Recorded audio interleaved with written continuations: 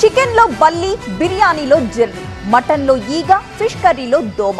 Non veg లోనే next level non veg news విని విని విసుగొచ్చి హే ఈ నాన్ వెజ్ మనకొద్దు, వెజ్ మీల్సే ముద్దు అంటూ హోటల్కి వెళ్లారా? ఆ వెజ్ కూడా వణికించేస్తోంది. చూడ్డానికి చాలా టెంప్టింగ్ గా అచ్చు వెజ్ లాగే కనిపిస్తుంది. సగం తిన్నాక కానీ అర్థం కావట్లేదు సినిమా ఏంటో. లేటెస్ట్ గా జరిగిన ఒక ఇన్సిడెంట్ శాకాహారులకే షాక్ ఇచ్చేలా ఉంది.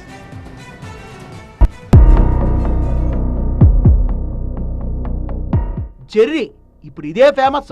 బిర్యానీలో జెర్రీ, చికెన్ లో జెర్రీ, ఆఖరికి వెజ్ మీల్స్ లో కూడా జెర్రీ దర్శనమిస్తోంది. గత కొద్ది రోజులుగా వద్దన్నా సరే ప్రతి హోటల్ ఫుడ్ లో జెర్రీ కనిపిస్తోంది. ఇప్పుడు విజయవాడలో అదే సీన్ రిపీట్ అయింది. ఈమె పేరు విజయభారతి. పని మీద విజయవాడకు వచ్చారు.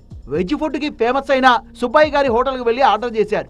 వేడివేడి అన్నం, చుట్టూ రకరకాల కూరలు, వాటికి తోడు పొడులు, చట్నీలు చూసి ఆహా ఇవాళ అద్భుతంగా ఆరగించొచ్చు అనుకున్నారు. అలా తినడం మొదలు పెట్టారో లేదో వెజ్ లో నాన్ వెజ్ కనిపించింది. జెర్రీ దర్శనం ఇచ్చింది. ఇంకేముంది, మేడం అరిచారు, హోటల్ వాళ్ళు పరుగులు తీశారు. ఆ తర్వాత బుజ్జగించే ప్రయత్నాలు చేశారు కానీ మేడం నో కాంప్రమైజ్. ఇందులో ఇంకో ట్విస్ట్ ఏంటంటే ఈమె హ్యూమన్ రైట్స్ కమిషన్ అధికారి కూడా. దీంతో అస్సలు తగ్గేదేలే అన్నట్టుగా ఫుడ్ సేఫ్టీ వాళ్ళకు ఫోన్ కొట్టారు, హోటల్ ని సీజ్ చేయించేశారు. ముందు జగిత్యాలలో కూడా జెర్రీ వర్రీ చేసింది. ఉడిపి హోటల్కి వెళ్ళి ఇడ్లీ ఆర్డర్ చేస్తే ఇడ్లీతో పాటు జెర్రీ వచ్చేసింది.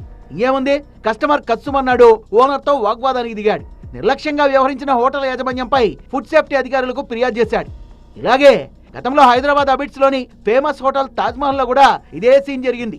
కస్టమర్లకు వడ్డించిన పప్పులో జెర్రీ వచ్చింది. అప్పటికే సగం నష్టం జరిగిపోయింది. హాఫ్ ప్లేట్ ఖాళీ అయ్యాక కస్టమర్ కి అసలు విషయం తెలిసింది. ఇంకేముంది, యాజమాన్యంతో వాగ్వాదం. ఆ తర్వాత జీహెచ్ఎంసీకి ఫిర్యాదు చేయడం జరిగింది.